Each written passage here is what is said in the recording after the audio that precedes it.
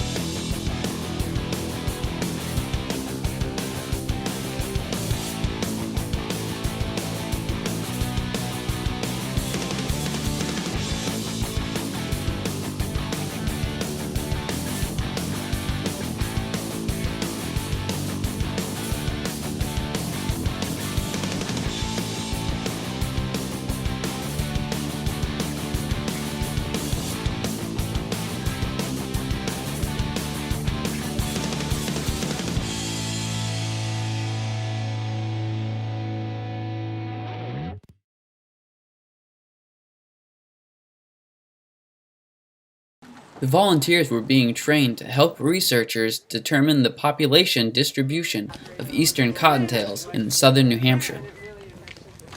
Yeah, so New England Cottontail are a native rabbit in New Hampshire. So they've been here for many, many, many years, long before we were. Eastern Cottontail, on the other hand, are a cottontail species that are not native to New Hampshire. So they were introduced to New Hampshire and the rest of New England in the early 1900s as a game species for hunting. And so they're not actually native anywhere east of the Hudson River.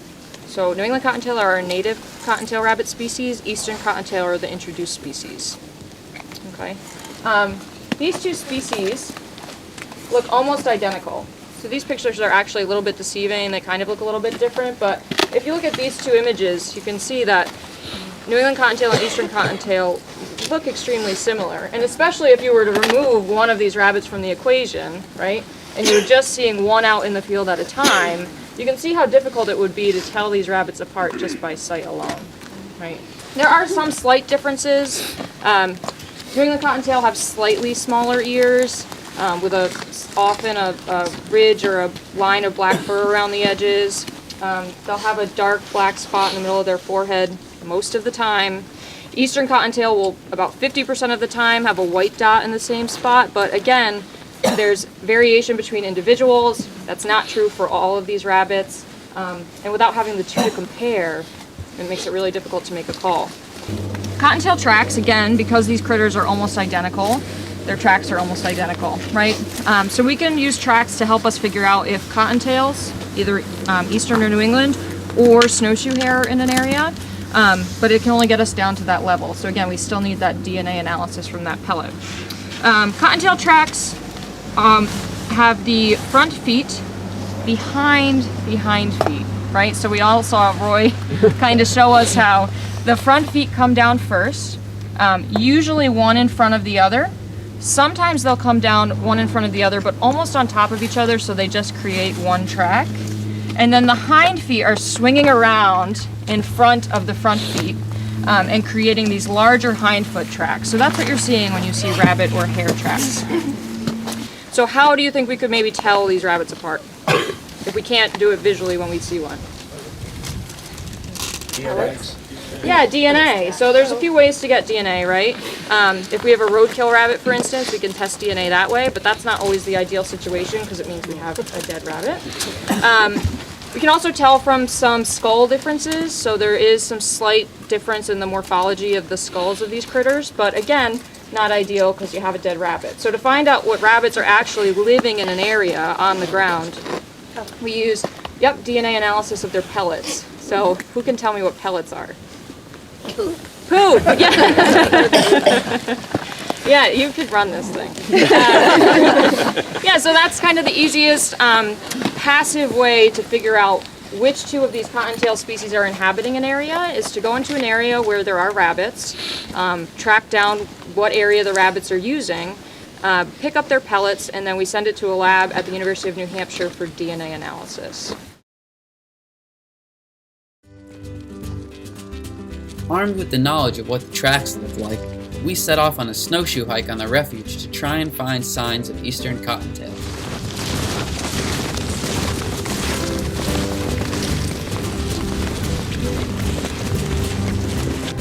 And we started to see signs of wildlife. So what do you notice about this particular track? It has like a little long thing at the end of its foot. Yep, it looks like it has fingers versus just toes, right? Maybe a gray squirrel? Well, It looks like a raccoon. yeah, you look at the pattern of the gray squirrel was a box, right? And these are Yeah. more spread out in a pattern of 4. Although we found some animal tracks, it seemed like we were still having some trouble finding eastern cottontails.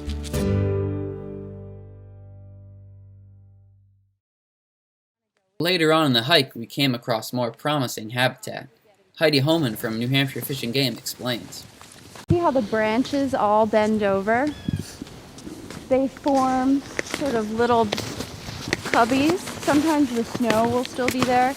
And that's what creates sort of a safe environment for rabbits typically. So imagine that at a much bigger scale. That's typically what we're looking for.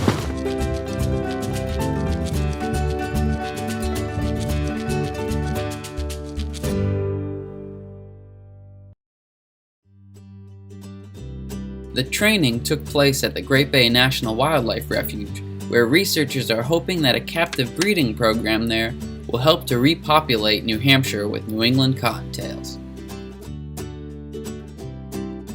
Currently, the population in New Hampshire is estimated to be about 100 New England cottontail. It's very small. We're looking to recover the population to about 1,000 individuals by 2030. Because the population is so small and where the habitat lies, we know that we need to do augmentation. So we're working with partners across the range on a captive breeding program. It initially started at the Roger Williams Park Zoo and then moved on into the Queens Zoo in New York. And we have island colonies out in Long Island Sound and now a large facility here at the Great Bay National Wildlife Refuge. Cumulatively, we're hoping to release 500 rabbits a year across the range.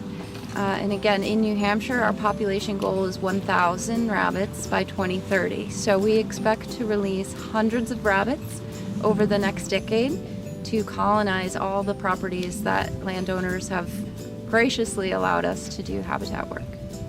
So depending on where they're born, if they're born in the zoo environment, we'll release them into an acclimation pen. That allows them the opportunity to learn to forage on wild food and demonstrate that they can gain weight and learn a little bit of hiding behavior from avian predators.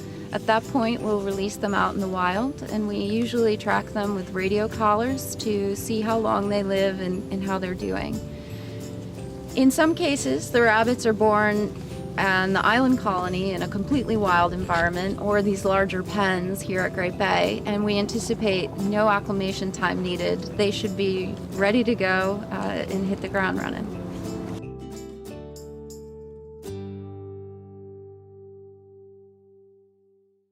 So there's a few different ways to get involved with this project.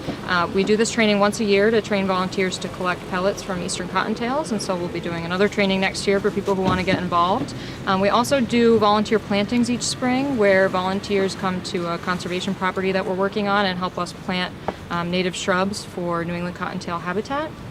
And we're in the process of developing a website where anyone in New Hampshire can provide information on rabbit sightings, so places they've seen rabbits, whether it's their yard or out on a town-owned property or a piece of conservation land, and give us that information to really feed into a larger data set about where different rabbit species are located in New Hampshire. So that will be happening this spring, hopefully. For landowners who own a smaller property, we always recommend planting native plants whenever possible. Those are most beneficial to the widest variety of wildlife in general.